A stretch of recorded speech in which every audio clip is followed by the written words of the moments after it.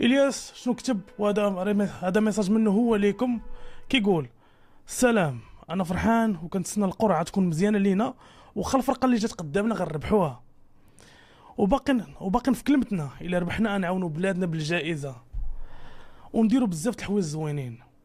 شكرا للناس اللي كيساندوني وكيبغيوني، حاس بكم كاملين وكلشي كيوصل ليا للدار. الحياة كتعلمنا انه ديما ما غتلقاش غير زوين، لابد من العراقيل، وعسى ان تكرهوا شيئا وهو خير لكم. الحمد لله على اي حاجه ربي اللي مكتبها، وكيف ما كنقول ديما كارطه مفرقه. انا بديت الحلم وانتم غادي تكملوا باش اللقب فين خليتها، وانتم غادي تكملوه باش اللقب يكون مغربي، حتى يفرج ربي عليا وعلى جميع السجناء. في المسابقه انا معكم وبقلبي في انتظار نكون معكم بالجسد ديالي، وراني كل ثقه في القضاء المغربي النزيه. الرايه المغربيه الفوق فين خاص ديما تبقى، وهذا هو المطلوب منا كاملين، نحاول نشرفوا بلادنا فيما كنا. وكما قلت في الفيديو الاول، ديما مغرب من طنجه للقويره. والله يطول في عمر سيدنا، والله يحفظ مولاي الحسن والاسره العلويه الشريفه.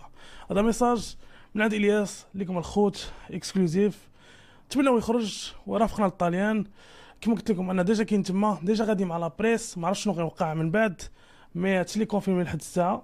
نتمنى يرافقنا ويكون معنا، هذا هو احسن سنه يقدر يوقع.